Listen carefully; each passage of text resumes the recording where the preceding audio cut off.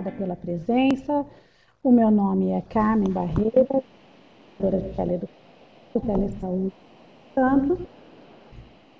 Eu gostaria de dar os primeiros avisos antes de iniciar a nossa atividade. O primeiro recadinho de sempre é que não deixe de informar o nome, o município, a categoria profissional de vocês, também a unidade de saúde, equipe. Lembrando que muitas salas podem ter mais de uma pessoa que está registrada como participante, não deixe de colocar o nome de todo mundo e a categoria profissional, que é bastante importante isso para o nosso levantamento de audiência. Também para o registro das cidades, da abrangência do programa. Gostaria de lembrar vocês que a atividade que vai ser realizada hoje vai ficar guardada, gravada, então vocês podem acessar isso a hora que quiserem e também divulgar para os colegas que não puderam assistir. Uma outra coisa importante é que vocês não deixem de utilizar um recurso super importante para a rotina de vocês, que é a teleconsultoria. A teleconsultoria, ela consiste de vocês enviarem casos clínicos para a gente, relativo a um paciente, a uma situação, um problema que envolve família e comunidade. Nós teremos o prazer de responder através das melhores evidências com os nossos consultores que ficam aqui disponíveis para vocês. O nosso calendário está sendo montado, então fiquem de olho nas atividades do calendário. A gente está com atividade semanal e está sendo colocado toda semana uma nova atividade na programação. Gostaria de apresentar a nossa palestrante de hoje, que é professora da UFES e também dermatologista, professora adjunta do Departamento de Medicina Social da UFES, e que vem falar hoje, dentro do programa de doenças de verão, das doenças dermatológicas. Então, seja muito bem-vinda, professora, e a palavra é sua. Muito obrigada pelo convite. Na verdade, eu acho esse tema bem interessante nessa época de verão, nessa época mais quente, mais abafada, e eu separei as 10 doenças dermatológicas que são mais comuns agora nessa época do verão. Eu vou fazer uma revisão bem prática e direcionar para o diagnóstico e tratamento, para o manejo dessas doenças dermatológicas que são mais comuns no verão. Passo aqui. Aqui. Não está passando. Será que é aqui? Foi, isso. Então, as 10 doenças de pele que eu separei para falar um pouquinho hoje são as queimaduras solares, o herpes, larva migrans, impetigo, acne solar, fitofotomelanose, foliculite, miliária, pitiríase versicolor e tinea cruris, que são as doenças que terão um aumento nessa época do ano, no verão. Vamos começar com a acne solar. A acne ela é uma doença de pele que afeta o folículo pilosebáceo. A doença ela aparece quando esse folículo ele é obstruído e ao mesmo tempo em que a glândula sebácea acaba produzindo uma oleosidade em excesso. A característica da acne solar é uma erupção que atinge principalmente o tronco e a raiz dos membros superiores e surge poucos dias após a exposição intensa dessas áreas ao sol. Os pacientes sempre têm essa dúvida, esse questionamento: o sol melhora a acne, o sol piora a acne? Se você tomar um sol fraco e por um tempo bem pequeno, esse sol ele pode até dar uma secadinha na acne, mas a exposição intensa, a radiação ultravioleta ao sol, vai piorar ou vai abrir, desencadear um quadro de acne solar.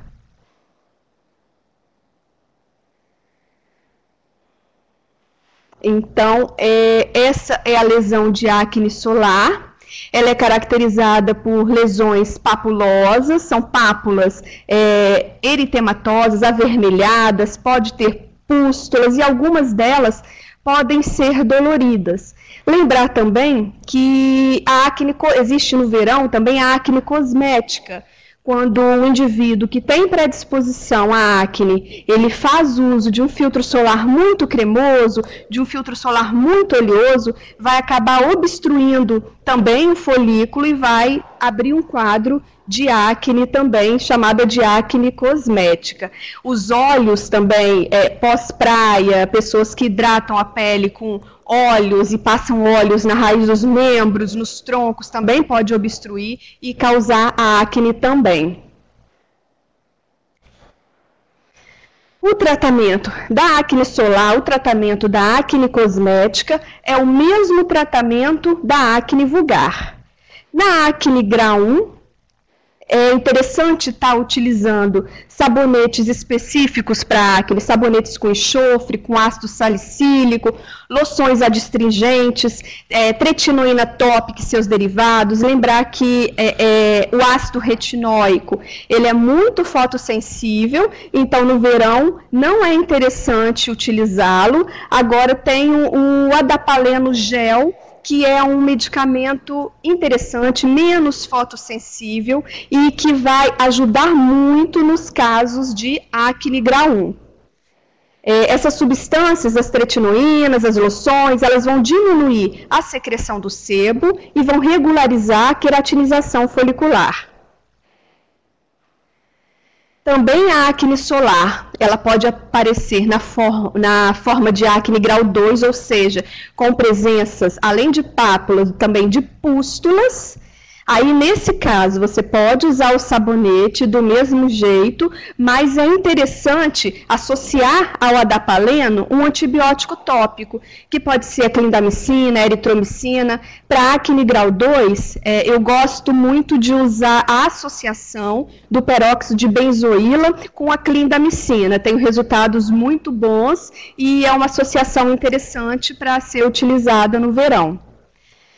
Antibiótico terapia sistêmica, só se você tiver um quadro muito extenso, um quadro muito exuberante, uma extensão muito grande. Então, na antibiótico terapia sistêmica, você pode usar a azitromicina, a sulfa-eritromicina, doxiciclina. Também a tetraciclina pode ser usada, mas geralmente não há necessidade do uso da antibiótico terapia sistêmica, não. Se houver essa necessidade, é interessante, um antibiótico que tem nas unidades de saúde é a azitromicina. Daí, caso haja necessidade, você pode fazer um pulso de azitromicina, que é um comprimido por dia durante 5 dias. Que vai ajudar a secar essa acne, a melhorar esse quadro de acne. Caso haja necessidade, pode-se fazer um outro pulso 1 semana depois. Acnes mais severas, fica mais específico para acne vulgar, geralmente na acne solar isso não acontece. E lembrar, para as peles que têm essa tendência à acne, utilizar filtro solar adequado. Se usar filtro solar muito oleoso, muito cremoso, pode desencadear um quadro de acne, então priorizar o uso de filtro solar em gel aquoso, gel creme ou loção sem óleo, loção oil free. A outra doença que eu separei para revisarmos e que é muito comum nessa época de verão é a miliária, vulgarmente chamada de brotoeja. A miliária é a manifestação cutânea onde você vai ter uma retenção sudoral causada por obstrução do poro ou ducto da glândula sudorípara écrina, com ruptura e consequente extravasamento do suor na pele. Daí você tem vários tipos de miliária e essas formas elas vão ser definidas de acordo com sua localização. Existe a miliária cristalina, quando o acometimento ocorre na camada mais superficial, na camada córnea, a miliária rubra, na camada malpighiana, e aprofunda na junção dermoepidérmica. Existe ainda um quarto tipo de miliária, que é caracterizada por pústula intraepidérmica asséptica, conhecida como miliária pustulosa. Geralmente o quadro de miliária ele é de fácil diagnóstico, se ele estiver nas localizações comuns da miliária, se eles tiverem aquelas pápulas típicas, aquelas pequenas vesículas típicas de miliária, o diagnóstico é tranquilo. Geralmente o que gera dúvida é quando aparecem lesões pustulosas, que é a miliária pustulosa, que eu vou mostrar daqui a pouquinho.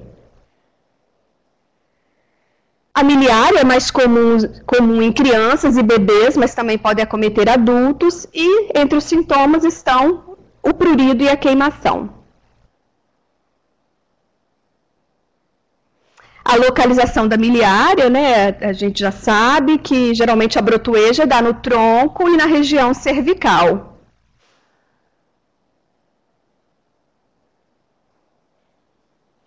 Então, na miliária cristalina, a presença de vesículas bem pequenininhas, elas aparecem de uma hora para outra e pode atingir grandes áreas do corpo.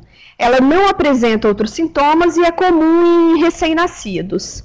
Quando a brotoeja ela é rubra, avermelhada, a erupção, como eu já disse, ela é mais profunda, ela é avermelhada, né, rubra, e causa prurido. Aparece nas áreas que eu já falei, né, tronco, região cervical, e pode aparecer também axilas, virilhas, em áreas onde há uma fricção de pele. Aqui tem uma foto da miliária cristalina, né, onde tem vesículas bem pequenininhas, que são características da miliária cristalina. Na miliária rubra você já tem pápulas avermelhadas, né, pápulas eritematosas, e a miliária pustulosa você tem a presença dessa pústula, que daí causa uma confusão no diagnóstico. E lembrar que, embora seja miliária pustulosa, embora seja pústula, essas pústulas, elas são estéreis. É lógico que qualquer miliária, por conta do prurido, pode haver uma infecção secundária, aí sim, né, tem um fundo bacteriano. Mas no caso da miliária pustulosa simples, as pústulas são estéreis. Eu coloquei essa foto que eu recebi até numa teleconsultoria, a dúvida de uma colega no diagnóstico dessa lesão. E eu coloquei a foto porque a lesão está bem típica de miliária pustulosa. Você vê que se não tivessem as pústulas, só essas pápulas vermelhinhas, pela localização, todo mundo daria o diagnóstico. Agora, o problema foi que apareceram pústulas, daí o colega teve dúvida em saber, será que isso é miliária? Infecção secundária? Não, é uma miliária com pústula, miliária pustulosa, e essas pústulas são estéreis e o tratamento é igual, é o mesmo.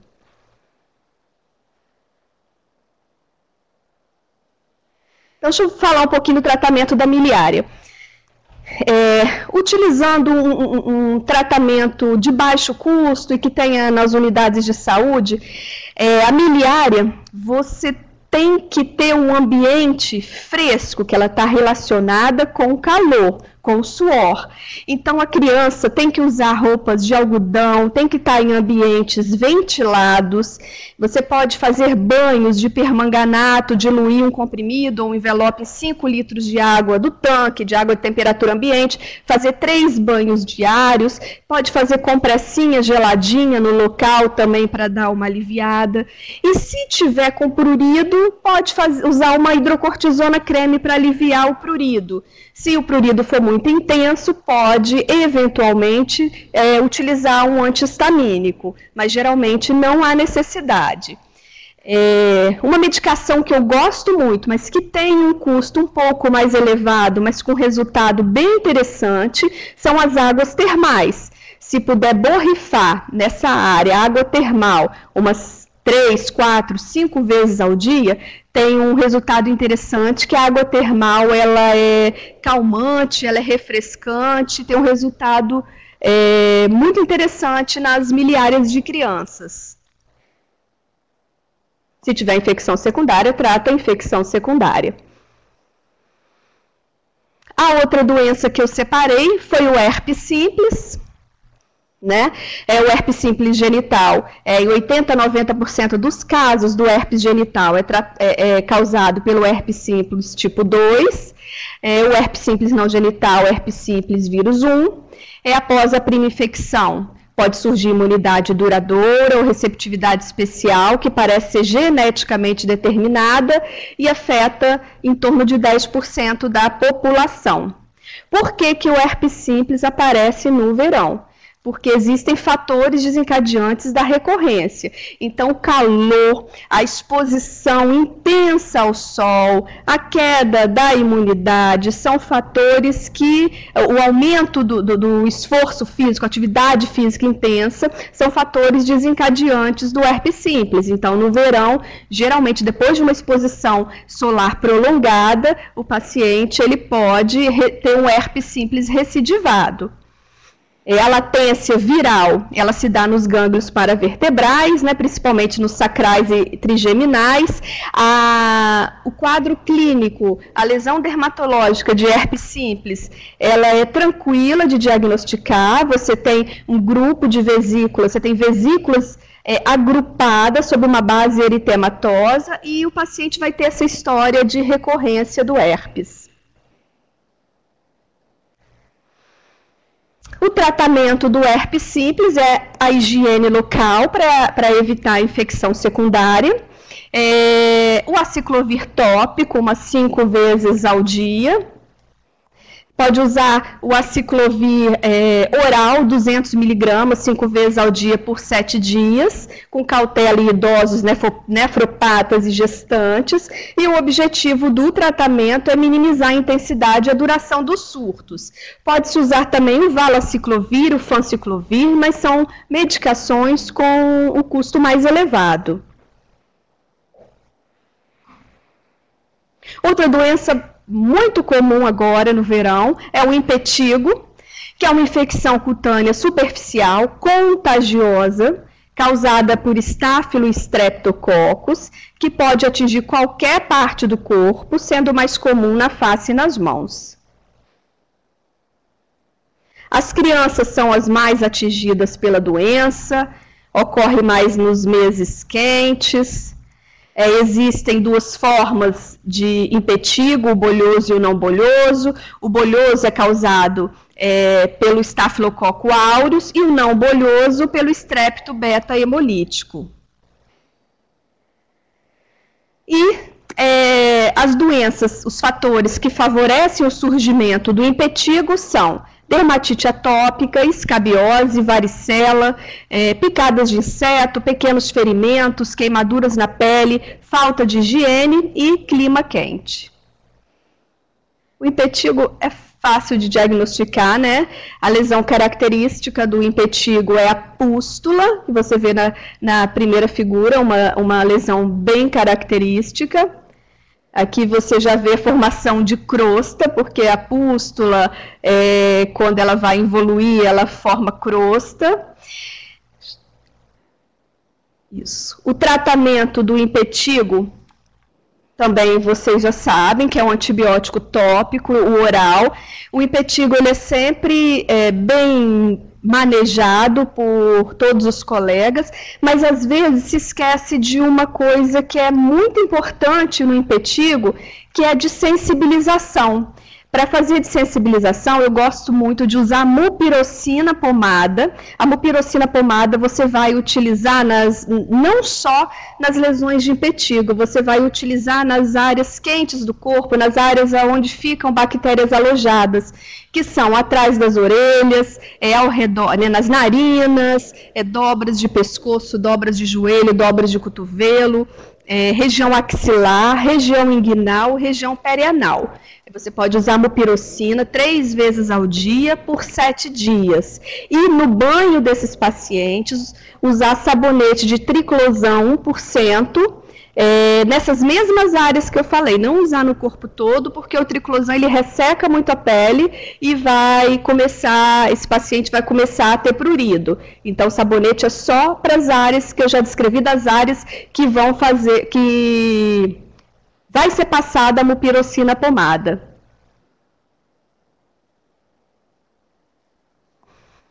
A outra doença comum é a foliculite, que é a infecção dos folículos pilosos, causadas por bactérias do tipo Staphylococcus. A infecção ela pode acontecer espontaneamente ou pode ser favorecida pelo excesso de umidade ou suor, depilação, raspagem de pelos. Atinge crianças e adultos, podendo surgir em qualquer localização onde tenha pelo. Só que nos homens ela é mais frequente na área de barba e nas mulheres nas virilhas. O tratamento da foliculite é cuidados antissépticos, pode usar o sabonete de triclosan 1%, antibiótico tópico ou sistêmico. Na foliculite, a associação que eu gosto é o tópico de peróxido de benzoíla ou peróxido de benzoíla com a clindamicina. Se houver necessidade, se tiver muito extenso, pode-se fazer uma antibiótico-terapia oral. E o principal é afastar os fatores predisponentes. Aqui tem uma foto de uma foliculite em axila, você vê a infecção, você vê as pústulas, você vê pápulas no folículozinho do pelo. Essa foto está bonita também, de foliculite na barba, que você pode manejar com associação de antibióticos e com loções antissépticas, sabonetes antissépticos, com resultado interessante. Lembrar que na hora de barbear, os pacientes eles têm que barbear no sentido de crescimento do pelo, porque se barbeia no sentido contrário, apesar da barba ficar mais bem feita, você acaba irritando a pele, essa foliculite pode aumentar ou mesmo desencadear a foliculite, e o pelo, geralmente dos pacientes morenos, dos pacientes negros, que são mais encurvados, eles vão ter mais dificuldade de sair e pode abrir realmente um quadro de foliculite de recorrência.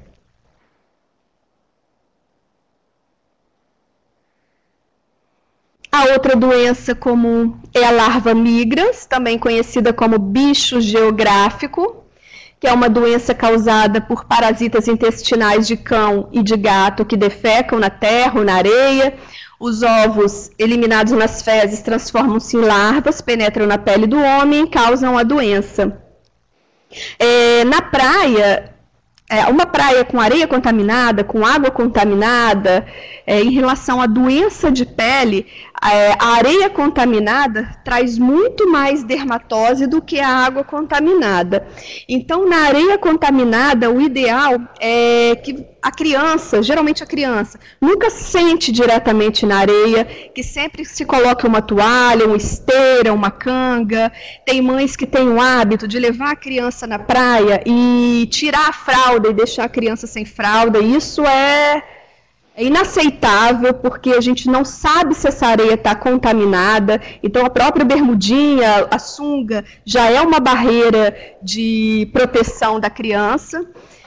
E a larva migrans, ela começa com uma pápulazinha avermelhada e passa com pruriginose, e com o passar do dia ela vai formando um túnelzinho, ela vai formando esse trajeto sinuoso, geralmente dá em área que você se expõe à areia, geralmente nádegas, costas, e quando ela está na formulazinha inicial de pápula, é difícil o diagnóstico, mas à medida que os dias passam e ela começa a formar esse trajeto sinuoso, é uma doença de diagnóstico tranquilo também. O tratamento é o tiabendazol tópico, você usa 3 vezes ao dia até a lesão sumir completamente. Se tiver extensa, pode fazer o tiabendazol oral, a ivermectina, o albendazol. Se tiver extensa, se tiver inicial com um trajeto pequenininho, o tópico é suficiente.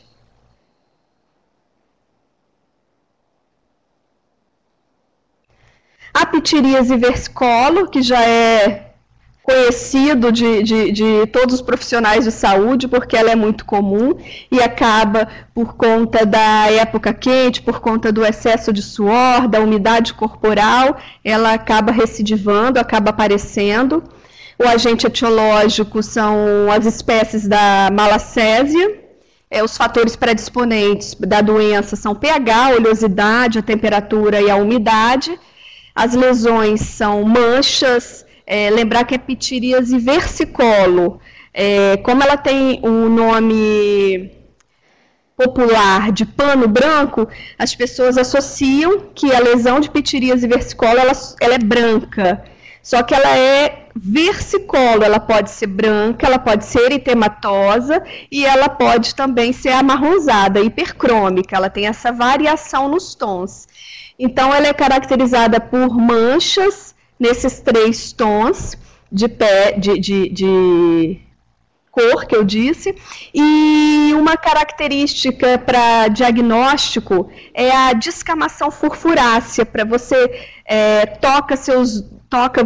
você toca seus 2 dedos na pele do paciente e dá uma estirada, esfrega para as laterais, e essa mancha, ela vai descamar todinha, vai ter uma descamação fininha, que a gente chama de descamação furfurácea, que ela é típica desse tipo de micose de pele. O tratamento, todo mundo já sabe também, que é o tópico com eu coloquei o mais simples, o de baixo custo e o que tem na rede, que é o cetoconazol shampoo por 6 semanas, porque shampoo, se esse paciente só tem lesão em tronco, porque a malacésia ela pode ficar alojada no couro cabeludo, então é interessante tratar o couro cabeludo para não recidivar. Pode passar o cetoconazol creme nas manchas, isso é suficiente para os casos leves. Para os casos moderados e generalizados, você associa o cetoconazol oral, um comprimido por dia, por 20 dias, e a queixa principal dos pacientes que têm pitiríase versicolor é a recidiva, é a recorrência. Então, eu deixei aqui uma sugestão para vocês tratarem os casos recidivantes. Nos casos recidivantes, você vai tratar tradicionalmente, e depois disso você vai manter o cetoconazol oral, um comprimido por dia, por 3 dias consecutivos por mês, por 6 meses. Associado ao cetoconazol shampoo, 3 vezes por semana, também por 6 meses, para evitar essa recorrência ou pelo menos espaçar um episódio do outro. Aqui embaixo, a título de informação, eu deixei umas características do cetoconazol, que pode ser interessante principalmente para os casos recidivantes, que o cetoconazol ele é hepatotóxico, principalmente em mulheres acima de 40 anos com uso prolongado. Então, provas de função hepática a cada 2 semanas, os 3 primeiros meses, depois mensalmente é interessante. Hemograma a cada 2 semanas, os 2 primeiros meses, depois mensalmente também. E coloquei aqui a interação do cetoconazol com outras drogas.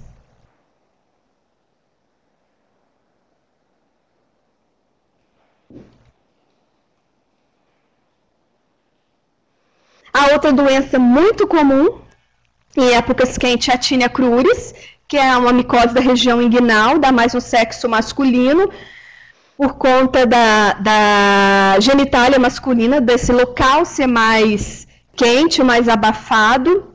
Geralmente a tinea cruris ela é bilateral, é caracterizada por lesões eritêmato, escamosas, com bordas nítidas, às vezes podem aparecer pequenas vesículas com prurido, liquenificação, e o tratamento é super simples, você pode usar o antifúngico tópico. Se tiver uma lesão muito extensa, você pode associar o sistêmico. E o principal é orientar o paciente, que fungo gosta de umidade, fungo gosta de lugar muito aquecido. Então, o ideal é usar roupas ventiladas, usar roupas íntimas de algodão, se puder usar bermudas de algodão mais fresca, se puder dormir sem roupa íntima, então tudo que puder refrescar a área é interessante para ajudar no tratamento.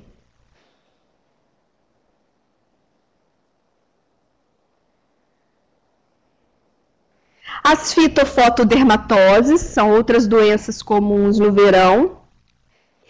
Há várias plantas que produzem substâncias conhecidas como furocumarinas, por exemplo, os pissoralenos, que são cromóforos que produzem na pele reações fototóxicas por estimulação da radiação ultravioleta. Essas reações na pele são conhecidas como fitofotodermatoses. A fitofotodermatose ela ocorre em áreas de contato com a planta e que recebem radiação do sol. A fitofotodermatose mais comum que tem no verão é a queimadura da pele por conta do limão. Quando você vai cozinhar, fazer caipirinha ou cozinhar crustáceos e utiliza esse limão, às vezes você lava a mão não muito bem lavada e acaba se expondo ao sol, aí você tem essas queimaduras, essas manchas amarronzadas. Então, geralmente, essas lesões surgem dentro de 24 horas seguintes e caracterizam-se por vermelhidão, como uma queimadura, e eventualmente pode ter vesículas e bolhas, dependendo da intensidade da reação. Pode surgir infecção secundária, mas a característica principal das fitofotodermatoses é a pigmentação, é a coloração amarronzada, que pode durar várias semanas. Aqui tem uma foto, você vê que são manchas amarronzadas, e nós chamamos na dermatologia com formatos bizarros. Você tem formas diferentes, estranhas, formas que elas não são simétricas. Você vê que uma mão ela está amarronzada e a outra ela já teve uma queimadura mais intensa, parece que tem uma escoriação ali. Interessante lembrar também que às vezes as crianças chegam com fitofotodermatose e a mãe se nega a esse diagnóstico. Não, ela não toma limonada, ela não mexe com limão, porque na verdade a exposição nem foi da criança. A mãe cozinhou, a mãe mexeu com o limão, pegou a criança e a criança se expôs ao sol e acaba fazendo uma fitofotodermatose. Então, nem foi o contato direto da criança com a planta, e sim a mãe entrou em contato, encostou e a criança desenvolve fitofotodermatose. Aqui eu deixei para vocês, depois vocês dão uma olhada, as principais plantas que podem causar fitofotodermatose, as frutas cítricas, cenoura, o aipo, a salsinha, o coentro, enfim, figueira, mamacadela, enfim, deixei aqui para vocês, descrito as principais plantas para vocês consultarem em caso de necessidade.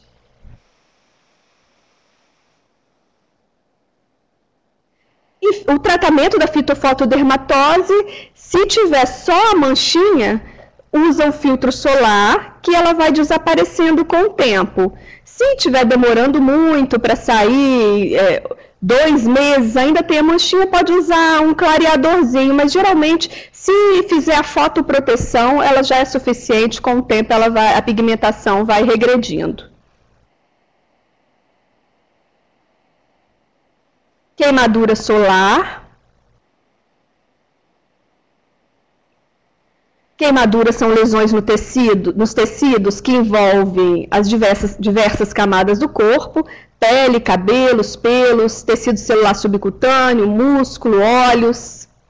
A queimadura de primeiro grau vai atingir a camada mais superficial da pele. E a característica vai ser uma lesão avermelhada no local, pode ter inchaço e pode ou não ter dor, e a intensidade dessa dor ela é pessoal, ela é variável. Não há formação de bolhas e a pele não se desprende. Na evolução não deixa cicatriz, mas a pele pode ficar hiperpigmentada e vai desaparecendo com o tempo. Um exemplo da queimadura de primeiro grau é a queimadura solar. A queimadura de segundo grau, superficial, também entra a queimadura solar, gera bolhas, gera dor. Já de segundo grau profunda, ela é menos dolorosa, a base da bolha branca, seca, e pode gerar repercussões sistêmicas e causar cicatrizes. Geralmente a queimadura solar, ela é uma queimadura de primeiro grau ou uma queimadura de segundo grau leve, superficial. O tratamento da queimadura de primeiro grau é compressa fria, compressas frias nas primeiras horas após o acidente. não colocar pasta de dente, manteiga, pode usar e abusar de óleo mineral, vaselina líquida, hidratar a área acometida.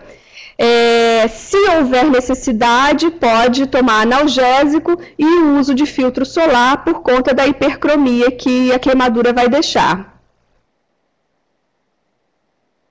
Na queimadura de 2º grau superficial, as bolhas devem ser drenadas, mas não devem ser retiradas, pois serve de curativo biológico.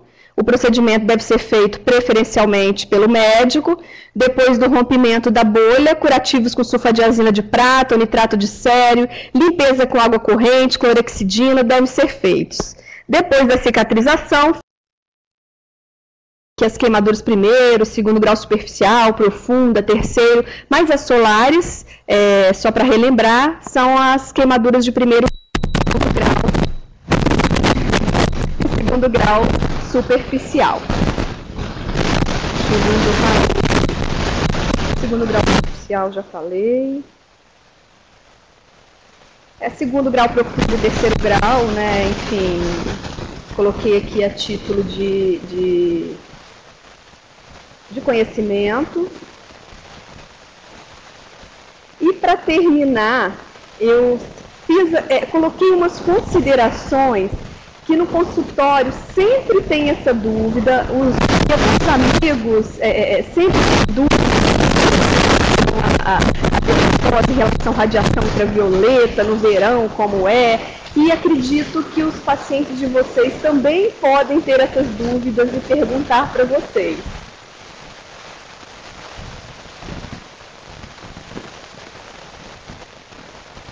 Então, a diferença do UVA para UVB.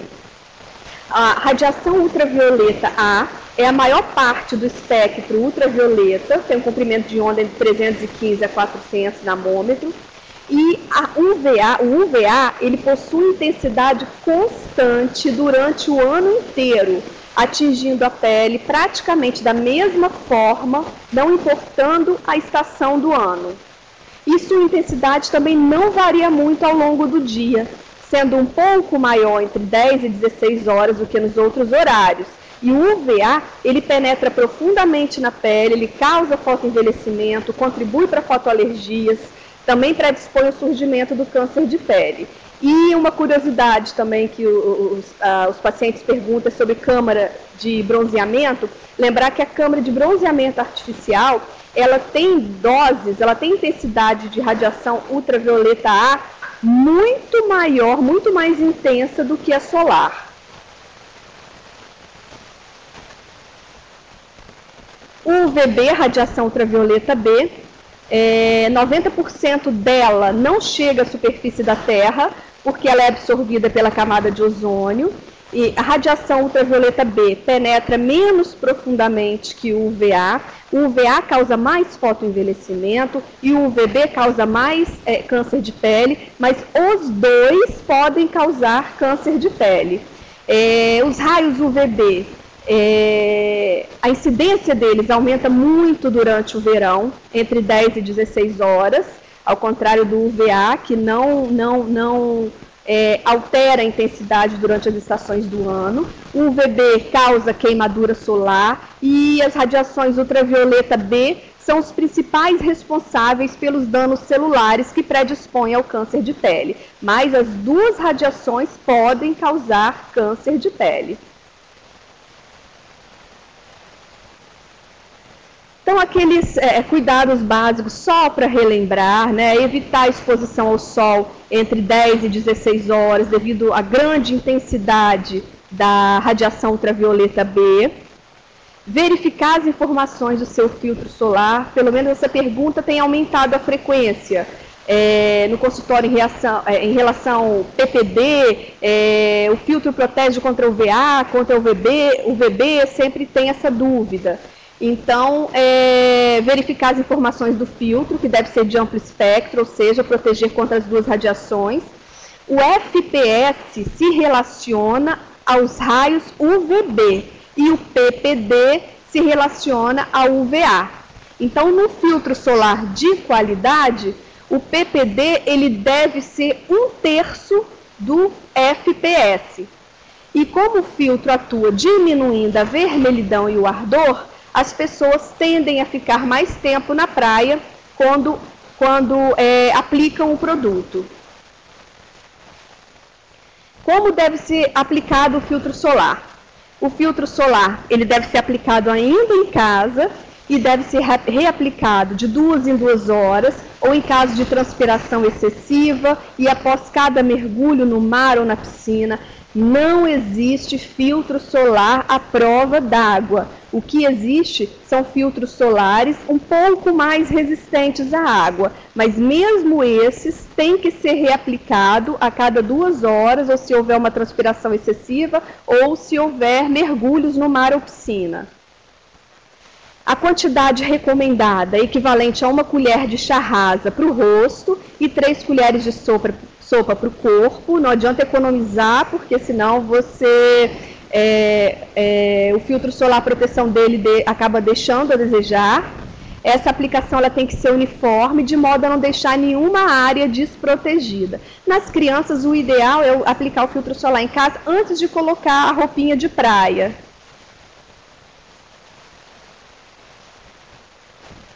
Lembrar que o filtro solar ele não é passaporte para o sol. O filtro solar ele não protege 100% das radiações. Portanto, é preciso complementar as estratégias com o uso de roupas, chapéus, óculos de boa qualidade. Usar barracas de algodão ou lona, porque as feitas de nylon, lembra, barraca de nylon, aquela fininha, aquela baratinha, ela não protege nada. Ela deixa passar 95% da radiação ultravioleta, enquanto as de algodão, as de lona, de tramas mais grossas, mais fechadas, elas bloqueiam 50% da radiação ultravioleta. O filtro solar deve ser usado todos os dias, mesmo quando tiver frio, quando estiver chovendo, quando estiver nublado, porque a radiação ultravioleta ela atravessa as nuvens. Uma dúvida que aparece também, o insufilme do carro me protege, é suficiente para proteção contra o sol, contra a radiação? Os vidros do carro, eles absorvem a radiação ultravioleta B, mas não a UVA. Então, as pessoas que dirigem durante o dia, sem a devida proteção, elas estão expostas à UVA e aos seus danos. Então, a recomendação colocou o insufilme, ótimo. Mas as recomendações continuam as mesmas, o uso de filtro solar e o uso de roupas, chapéus e óculos de boa qualidade.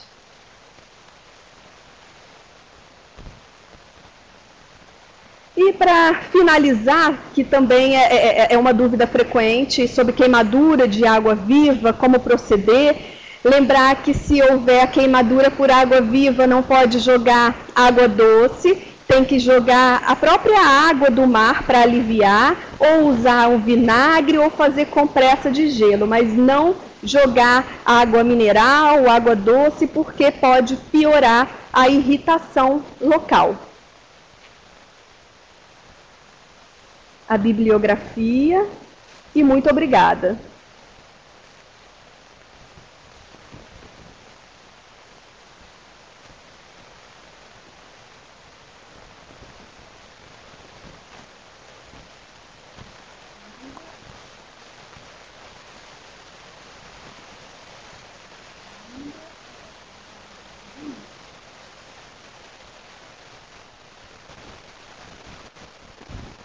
Está entrando a imagem, entrou acho que o som também. Muito bem, muito obrigada, doutora Brunella, pela palestra. Se alguém quiser fazer alguma pergunta, ainda está aberto o chat. Eu vou iniciar aqui fazendo 2 perguntinhas que me veio agora à cabeça. O primeiro sobre a foliculite. Você falou basicamente da questão do homem fazer a barba na posição contrária, que favorece bastante. Eu queria saber se tem algum outro fator predisponente, principalmente nas mulheres.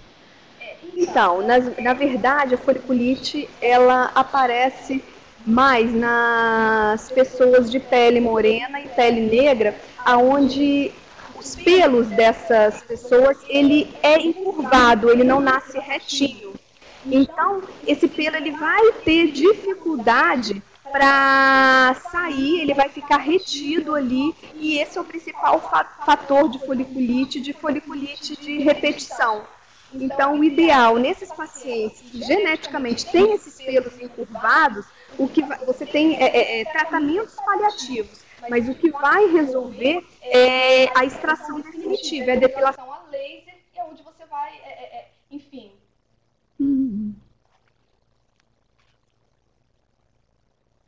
Caiu de novo. Caiu de novo. Vocês estão me ouvindo ainda? Se eles estiverem te ouvindo, eu posso falar. Alguém me ouve?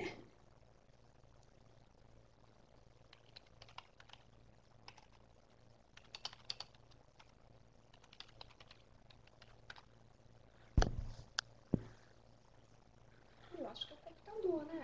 Pode ser. Está caindo toda hora. Na primeira vez eu até achei. Será que eu apertei alguma coisa? Mas não. Dessa vez eu nem estava conseguindo. Ela está ouvindo.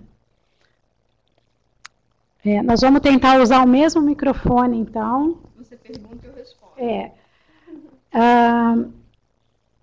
A Natália perguntou... Não, é sobre o certificado. Tá, então, terminando aqui a resposta, então, voltando aqui da foliculite, só para fechar. Isso. Então, no caso, para você tem um tratamento coadjuvante, que é fazer a depilação, raspar no sentido de crescimento do pelo. Voltou? Tá. No sentido de crescimento do pelo, usar sabonete antisséptico, antibióticozinho tópico, mas para resolver o problema seria a depilação definitiva, você retirar de forma definitiva esse pelo que encrava com frequência. A outra pergunta é que você foi bem clara agora, dizendo que não existe filtro solar à prova d'água, né? Que você deve passar o tempo todo. Como é verão, e essa pergunta, assim, acho que é importante, porque a gente está vendo nas farmácias já a venda de produtos para passar com o corpo molhado. Eu não sei se você já conhece, mas eu vi essa semana, e acho que é uma pergunta. As mães principalmente falam, a criança volta da água, pode passar, é efetivo, né? A gente tem visto filtros para usar com o corpo molhado. Com o corpo totalmente molhado, não, porque esse filtro ele vai acabar sendo removido. Com o corpo úmido, esse filtro solar, que ele é mais resistente à água, se você aplicá-lo com o corpo úmido, ele vai ter a proteção. Se aplicar a quantidade certa, tanto ele como os outros, se o corpo estiver úmido, não tem problema nenhum. E quanto mais, quando se diz resistente à água, significa que ele vai, entre aspas, grudar um pouco mais na pele. Então, se a pele estiver úmida, um pouco mais molhada, e você utilizar esse filtro que ele é um pouco mais grosso, você vai ter uma fotoproteção interessante. O difícil é depois em casa você remover esse filtro solar nas crianças. Tá ótimo, eu não sei se tem alguém digitando mais alguma questão. Bom, então eu gostaria de agradecer muito, eu acho que o tema é bastante pertinente para o verão, né? Acho que ela foi bastante informativa e fez um leque bem abrangente das coisas que podem acontecer. Então, qualquer dúvida que vocês tenham, podem enviar para nossas teleconsultorias, né? Até a professora Brunella pode nos ajudar com essas respostas. Então, eu gostaria de agradecer muito à professora a disponibilidade de estar aqui e trazer essa informação para a gente. E gostaria de pedir àqueles que ainda não colocaram a informação sobre o município, o nome e a categoria, coloquem sem medo. Às vezes eu vejo que as pessoas entram, a hora que eu peço para se identificar, elas estão saindo. Isso é meramente para a contabilidade dos acessos que nós estamos tendo. Também queria falar um pouco dos certificados, que eu vi que nós estamos com várias acadêmicas mesmo assistindo, profissionais. Essas acadêmicas, elas podem enviar, tanto os profissionais como as acadêmicas, podem enviar solicitação pelo site do Telesaúde e que podem receber a certificação dessa atividade. Então, muito obrigada por hoje, peço desculpas pelas interrupções no sistema, mas eu acho que a gente concluiu com sucesso. Qualquer dúvida sobre esse assunto, estaremos aqui para respondê-los. Um abraço e até a próxima semana.